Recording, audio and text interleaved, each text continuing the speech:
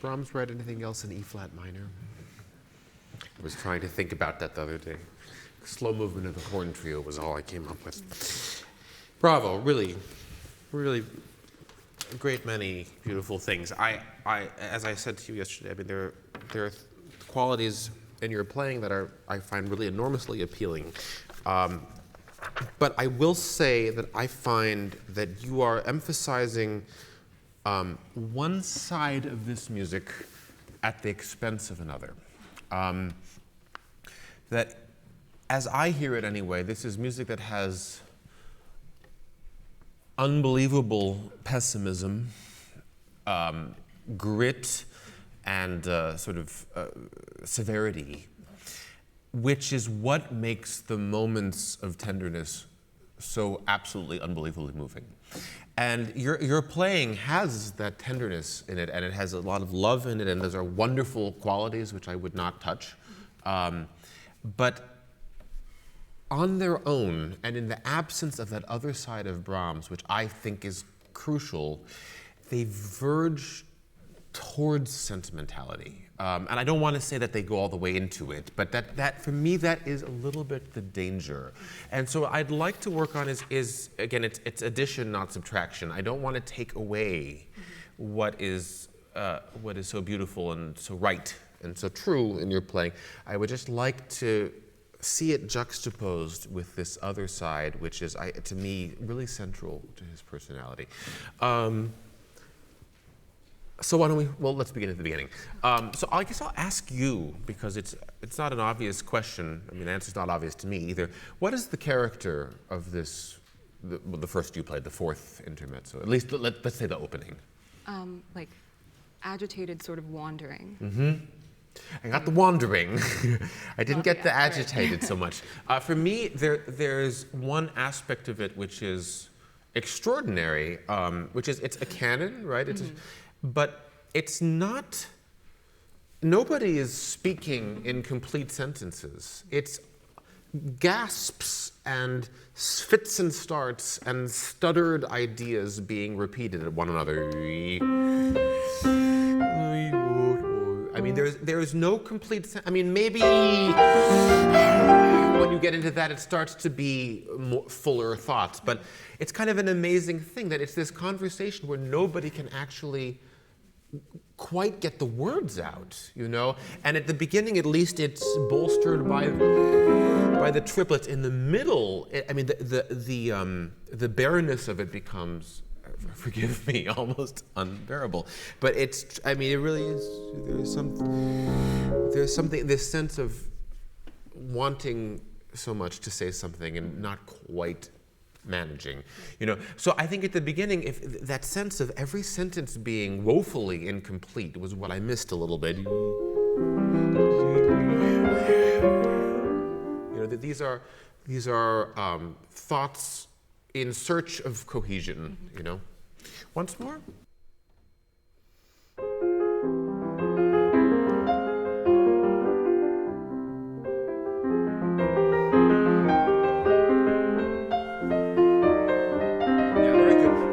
I would love for there to be a little bit more differentiation based on harmony. So this is all 1-5, 1-5, but now that harmony needs more intensity, and then 1-5, 1-5, but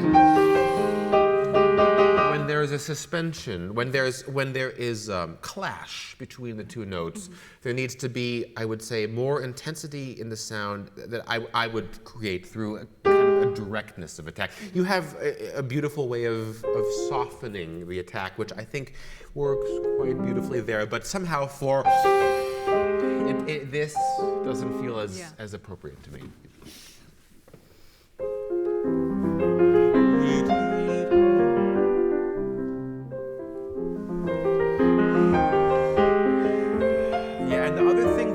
I would like to hear more of is the rests, because again, it's the silences between the words that clarify that these are incomplete thoughts.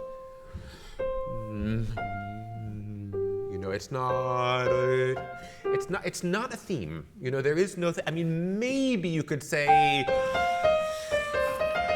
it's not a great theme, but it is some sort of complete sentence in a way that the beginning is really not remotely. Yeah.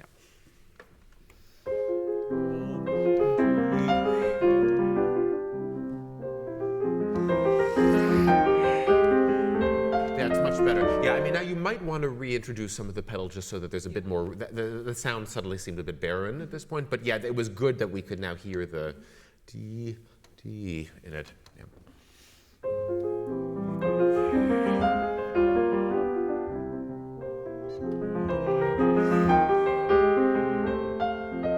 Yeah, and I would love the feeling, so the first time you have 4 of these C's, C, C, and then you reach up to the F. And now the second time, C, C, C, and then you reach up to the G. So the feeling of the effort, you know, that it takes a certain amount of effort to rise that high. It takes a bit more to rise that high.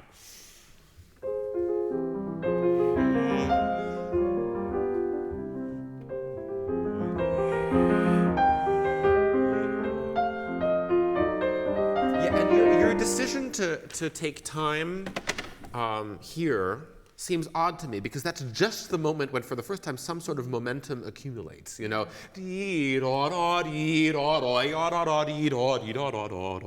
I actually wanted, you know, what I was going to say, actually, having said you need a certain amount of effort to get up to the F, and then you need more to get to the G, and then the effort of going upward is answered by the downward motion. I think one of the things that I felt in terms of your expressive arsenal is that I love your freedom, but your freedom tends to be backward. Your freedom should be in both directions. You know that, and you know that there should be a dialogue between urgency and resisting. And the other thing I was just going to say about timing is, again, I think this middle section. I mean, for me, it's actually, even though there are some things that are more obviously spectacular, it's somehow the most moving moment of the whole piece. This incredibly sort of fragile canon. It's only fragile if you really differentiate it from the opening. So because in the opening the triplets are always there, I would never let it stasis happen. The feeling of is very important, because that's what makes the moment of stillness feel so. The vulnerability of it only comes through differentiation with the opening page. Yeah, let's get.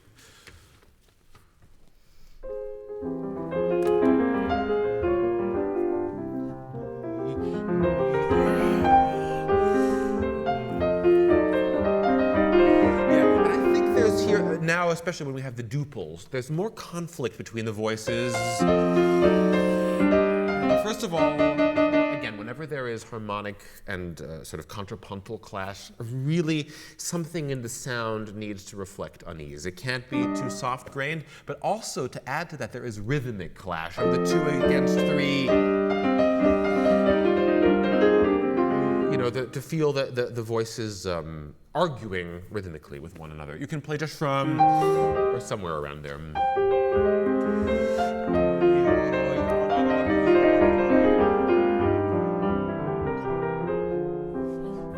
Yeah, and again, so this is filigree, but the main voices start to move more here, right? And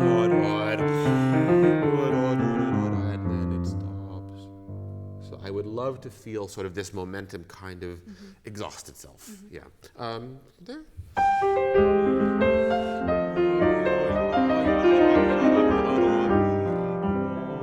Let me start again.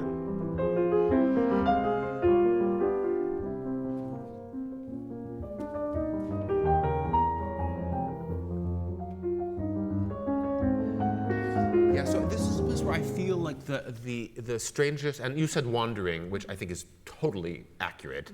It's kind of written in to the music, you know? The strangenesses of the intervals. You know, you don't have to actually to do anything rhythmically to make it sound slightly off-kilter. The off-kilterness is composed. Yeah, he's a very, very good composer. He does it all by himself. From the second when it comes back, yeah. So I mean, it's so hard to start in the middle.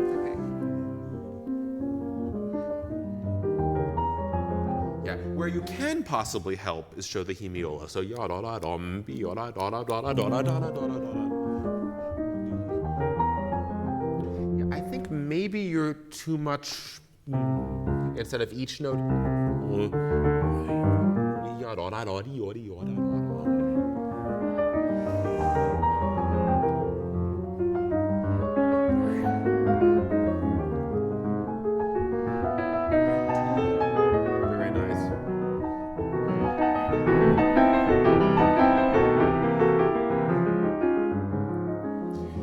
I would love the feeling of it breaking down, that we have kind of bar shapes, da da da da da da da da da da da da da da da da da, and now da da da da da da da da da, and then it's. I mean, you see how he writes da da.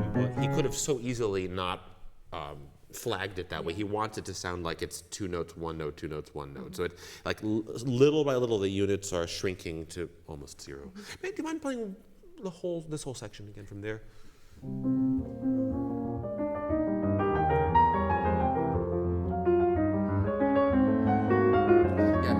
Intervals are other than octaves. If you can emphasize that, for example, things like places like that, or because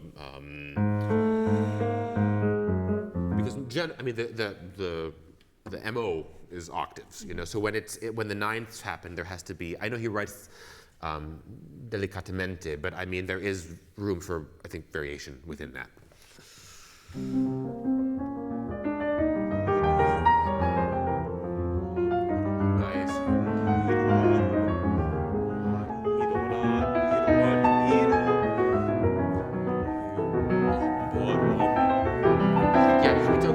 But if you could emphasize that change when it moves from B to C on the downbeat.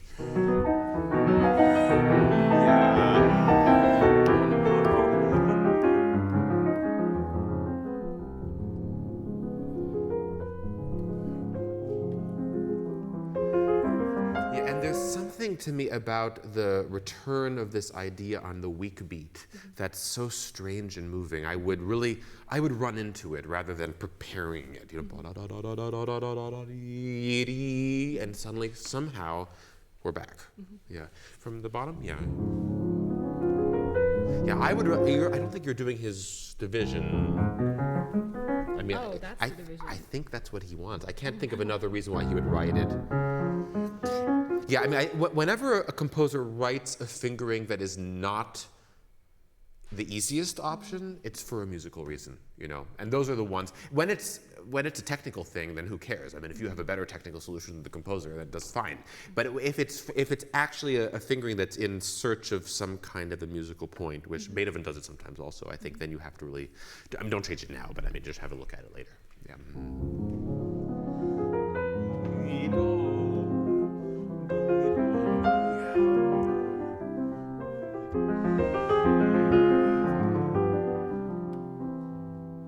Yeah, so that was beautiful now. Just to kind of confirm what you basically were doing now, I think to keep the sense of turmoil that comes with the triplets all the way to the end, so that the moment of the cessation of the triplets is kind of a seminal moment in the piece. Maybe just from the return.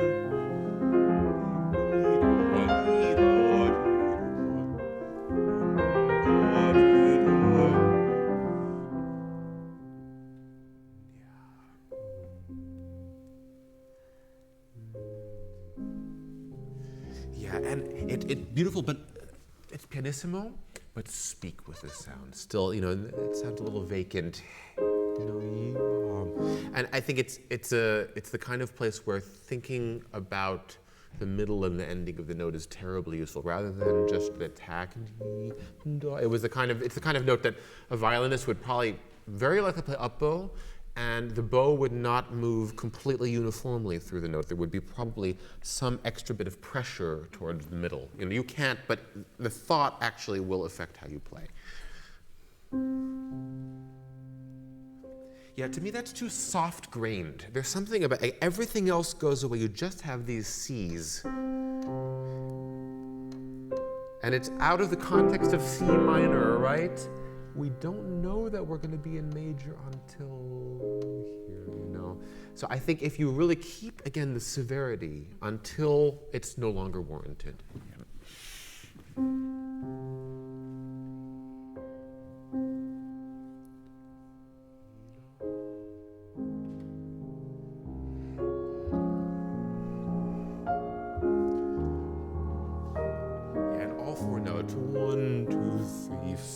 These are also melodic notes. I mean, to the extent that any of this is melody. But again, it's really, that's really D, Do, D. It's trying to reach out to something and never, I mean, and in this whole middle section, see here at least you can say, oh, eventually it works itself into complete statements.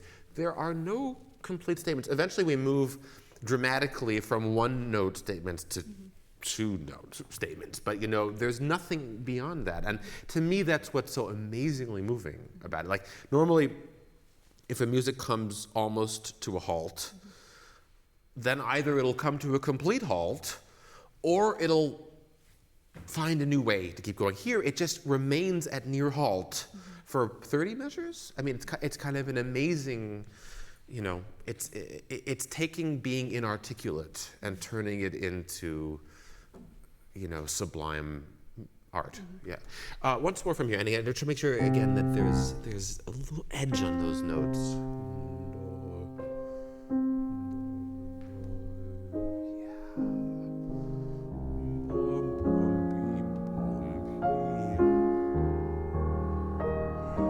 And I mean, obviously, it's very difficult because you're jumping around so much. But again, for the plushness, if you can hold on to it for as long as possible. If you leave immediately, it tends to have this kind of slightly fluffy quality.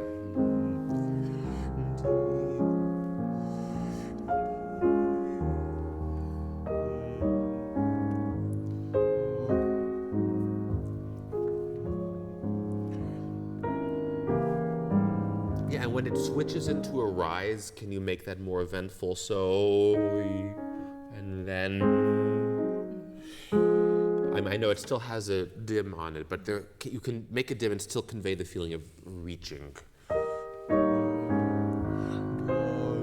Beautiful.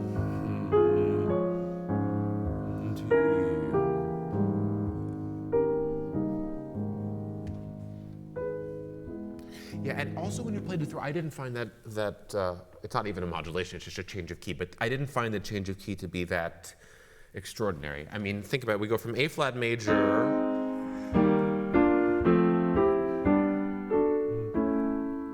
all the way to E major. Like you can hardly go further, right? That's a good way of noticing it. So from you know, and you could do the opposite of what I just did. You could play this a little bit sort of more covered and then with a bit more radiance and that. But somehow, you know, we're already in this amazingly rarefied place, and the E major has to take it to a new level of sort of fragility. And that's the word that I can't really leave it behind. I don't have another word to describe this passage. Once more from where it starts.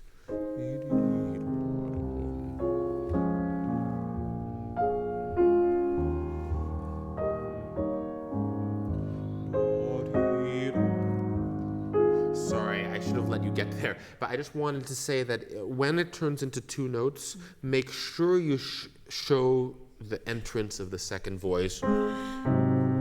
It's hard because they're on top of one another, but I think we really have the most important thing about this is that it is, even though the sentences are fragmented, it remains a canon, pure canon, all the way through.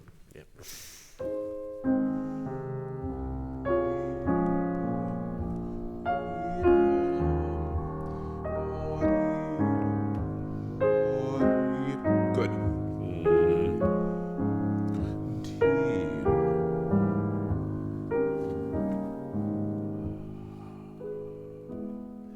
Can I challenge you to do it 99.9% with the quality and only the last 0.1% with time? So,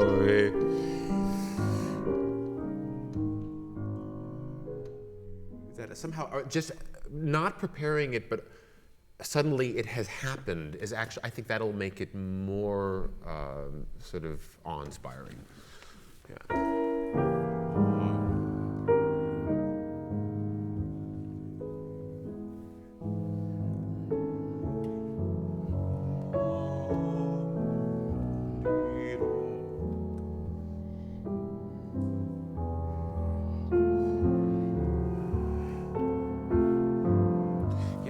To make sure all the way through that each one of the 4 notes is spoken. So it's not just the first one. Yeah, because I would say the canon, it's the first and third notes belong to the first voice, and the second and fourth belong to the second one. So dee daw, pee daw. We have to hear the back, forth. Yeah. Wherever is, yeah.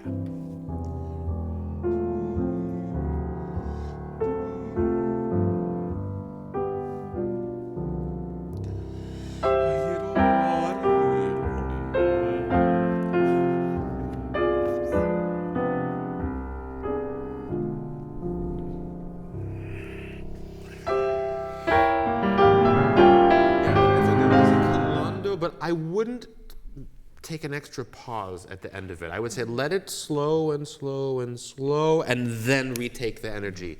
But this is somehow an outgrowth of that. So I think putting a hard pause in between feels superimposed to me.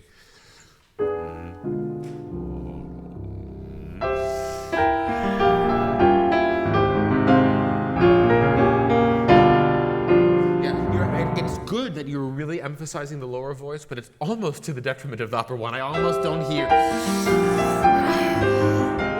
It needs to be both. Yeah.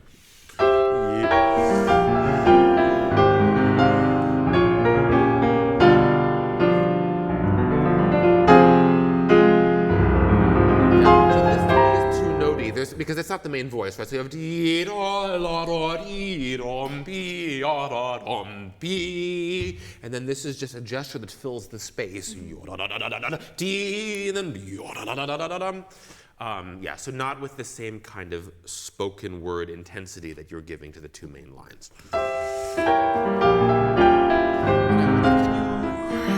Can you fill the space a little bit more? Lesson yesterday or someone else's that I was saying that Brahms is a bit like Beethoven in that one handy thing is that it's difficult, but it is supposed to sound difficult. Like, so if it sounds effortless, then it's not right. So you have these very large distances to traverse, and they should sound like large distances. It shouldn't sound like you get from here to there without having to suffer for it,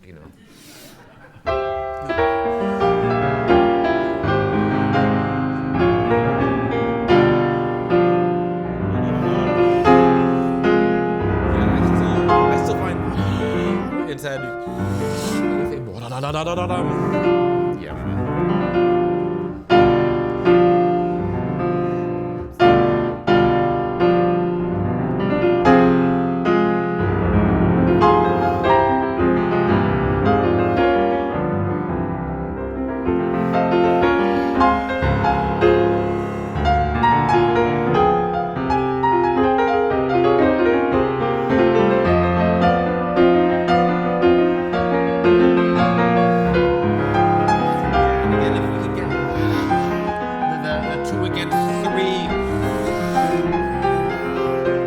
So much of the intensity comes from that. And I think you're sort of slowing into this.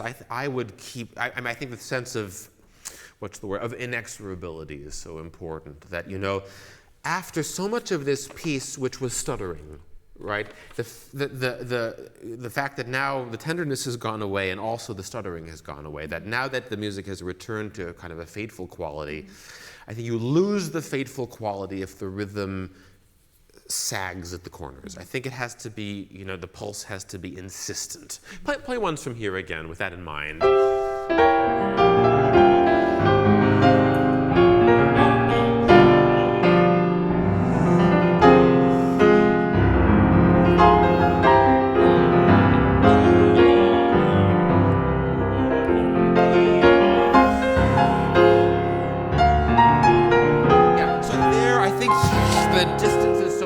enormous, and this harmony is so terrible that I think that's justified. But then I think you go. Yeah. Maybe from where it switches directions.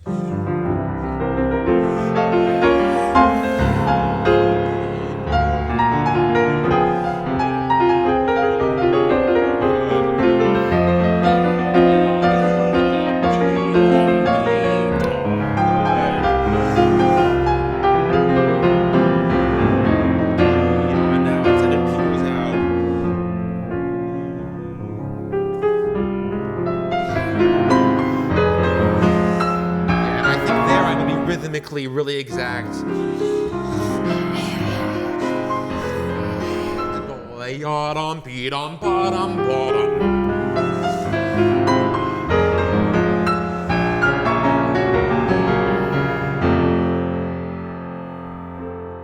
Yeah, and I didn't think you needed all of this time. It's composed. Again, you go from having 6 notes per bar to 1 note for every 2 bars. So it's 12 times slower than what came before, even without a return So ya da da da da da da da da da da da dee tom pom pom.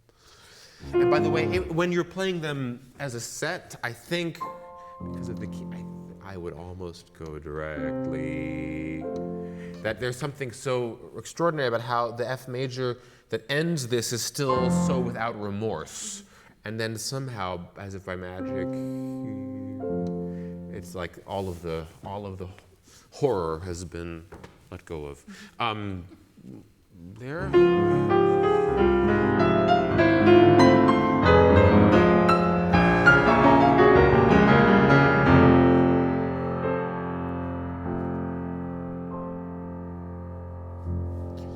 That sound to me sounds a little bit vacant. I think I would want a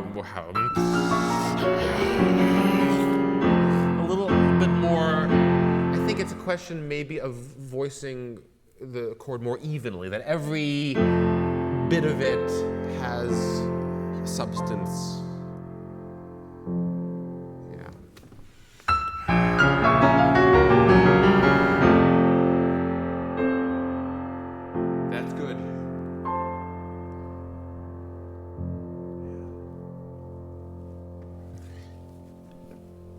And before you start, and we have only a minute, unfortunately, but I was just going to say that this was beautiful, but again, I missed the chorale texture. I thought that you so much wanted to make a melody of that for me, it's related very much to, right? Which, you don't want to hear it played, right? It's so much about the gravity that comes from all of the voices functioning as a unit. So again, hearing all of the voices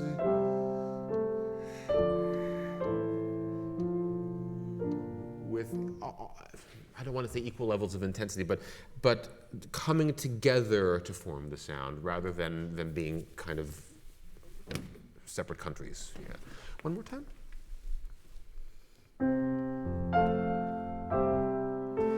Can you, to begin, feel the interval at least this much, if not, but certainly the 6th. Don't neglect upper voice.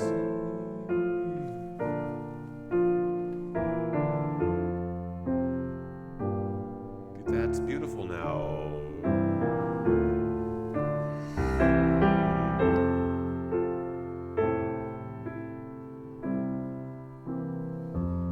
Yeah, and I think it's important that your basic pulse be 2 to a bar, not 6. There can be actually, apparently it's interesting, when Brahms conducted the first concerto, apparently he conducted in 2 with a little bit of an emphasis on the 3rd beat inside. So you went bum, bum, bum, bum. And it's a bit the same thing, that I would say it's dee, dom, be, that you feel some kind of subdivision, but basically 1, 2, and the reason I think it's important is that when you get to, the 4th bar, that you really feel the hemiola here, 1, 2, 3. And if you're counting 1, 2, 3, 4, 5, 6, then you won't feel the difference between the 2 to a bar and then 3 to a bar. One more time.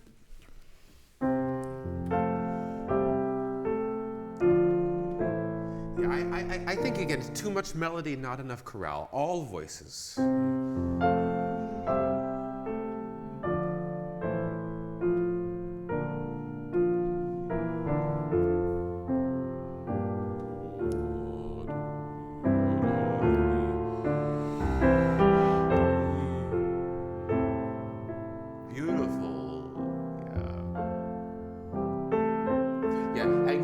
You very impressively made a 4-bar phrase, a huge floating line.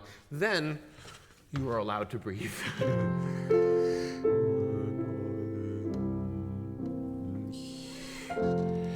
Yeah, that if you're playing music that has incredibly long phrases and you get like this, then eventually you choke yourself out of actually really making the phrases. Yeah, maybe one more time with opening. Yeah.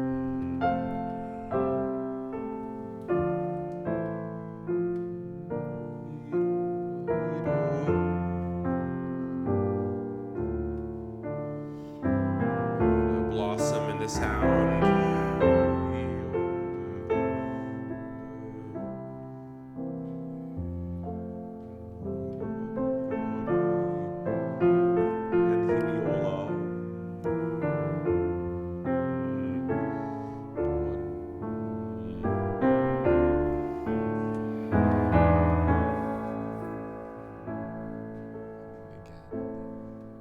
Very beautiful. Unfortunately, we're going to have to stop. But I think that's a little bit the idea that Brahms actually, the music is perhaps more unbelievably composed than any other composer. That the solutions to the problems in the music are also in the music, and that I think there's very, very little that needs to ever be imposed on it. But yeah, so that basically I think that everything that you do is very beautiful and very right, but that if it could just be slightly more in balance, and you really were finding it now with the quality of, I don't want to say severity or rigidity, but of real inner strength, which is kind of his default posture. And then when he finally lets go of it, that's what makes the other moments kind of so breathtakingly beautiful. But really very, very beautiful playing. And I just want to say, it's so difficult to play in a masterclass. It's like this very strange hybrid form where it's like part lesson and part performance, and like your lesson is a performance, and it really is a very strange thing to submit oneself to. And I thought everybody really just played so beautifully and did so beautifully, and so I would like to ask all 3 people who performed today to come and take a collective bow. Yeah.